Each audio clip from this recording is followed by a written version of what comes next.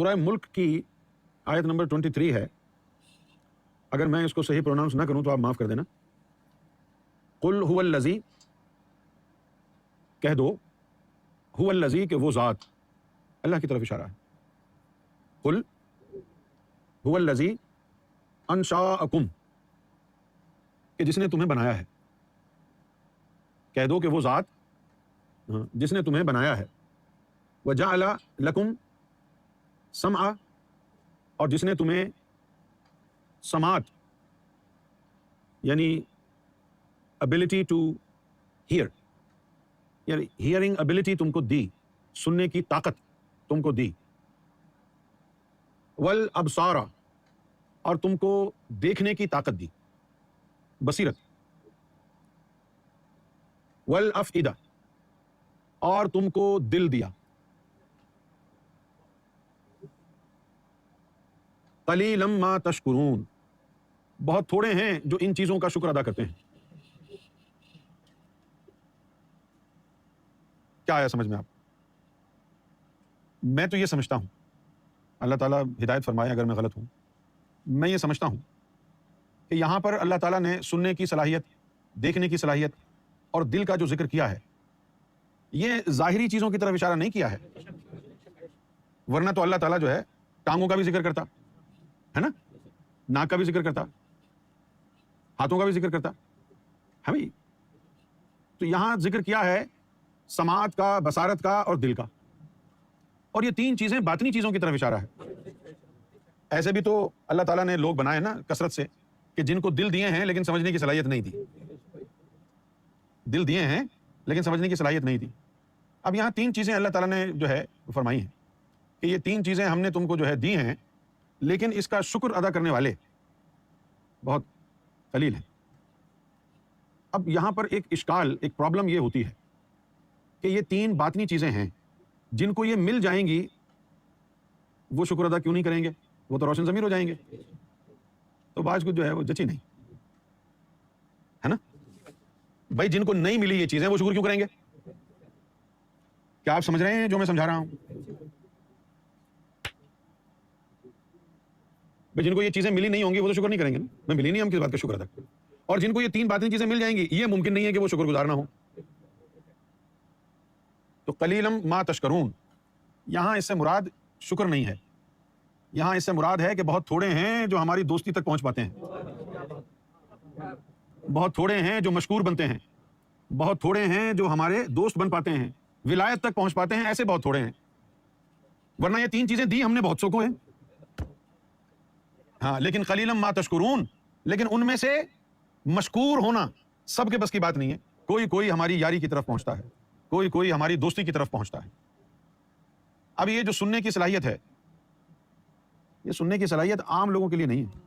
یہ جو ظاہری صلاحیت ہے نا، اگر یہ ظاہری ہوتا تو یہ چیزیں تو اللہ تعالیٰ نے گدھوں کو بھی دی ہیں، بیل کو بھی دی ہے، گائے کو بھی دی ہے. گائے بھی کان ہوتے ہیں، سن سکتی ہے نہیں ہوتی؟ گائے کی آنکھیں ہوتی ہیں، چارہ ڈلا ہوا ہے دیکھ بھی سکتی ہے نہیں؟ اور گائے کے اندر، کتے کے اندر، گدھے کے اندر، اونٹ کے اندر دل بھی ہوتا ہے نا؟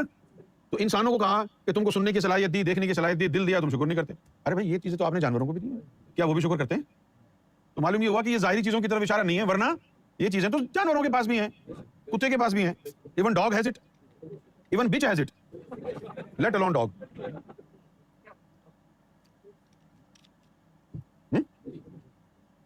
سننے کی صلاحیت، کس کو سننے کی صلاحیت؟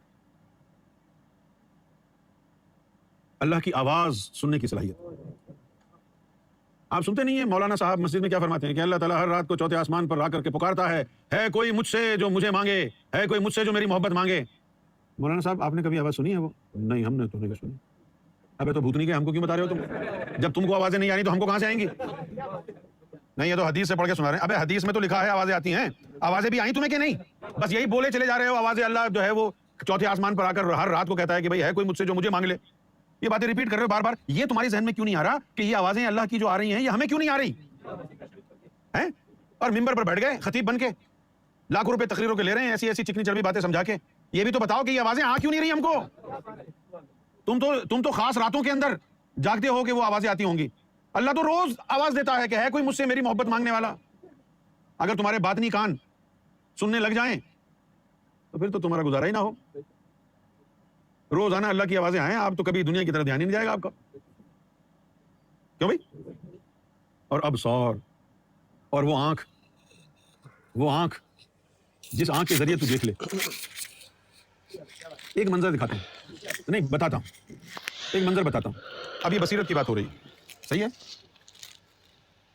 کہ ایک بندہ, یعنی اس کو کہتے ہیں ان ایکسپیکٹڈ رحمت. یہ جو میں بتا رہا ہوں, جب بصیرت آپ کو آئے گی تو پھر یہ مناظر آپ دیکھیں گے. ان ایکسپیکٹڈ رحمت, کہ آپ کو سرکار نے ذاکر قلبی بنایا اور ذکر کرتے کرتے آپ ناچنے لگ گئے, اللہ اللہ اللہ, اور اس وقت اللہ تجھے دیکھ رہا تھا کہ یہ کتنا مدہوش ہو کے میرا نام لے رہا ہے, میری یاد میں, میری محبت میں.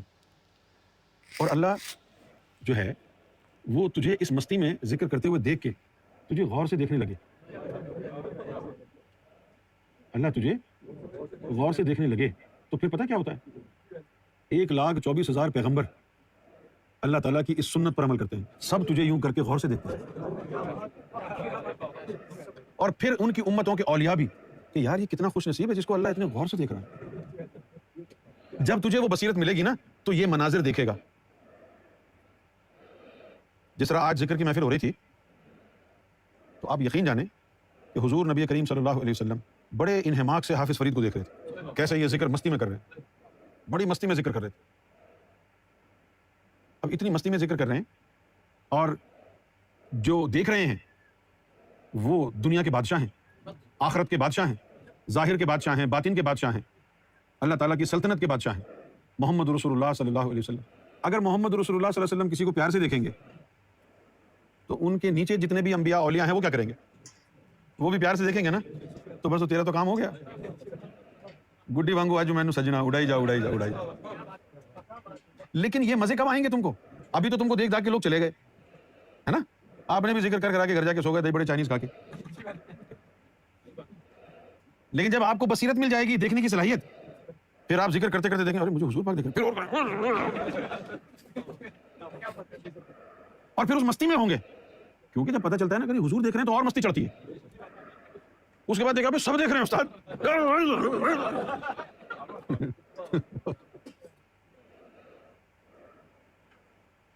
ندیم بھائی سے نعت سن لیتے ہیں. بے عمل ہوں, میرے پاس کچھ بھی نہیں, میری جھولی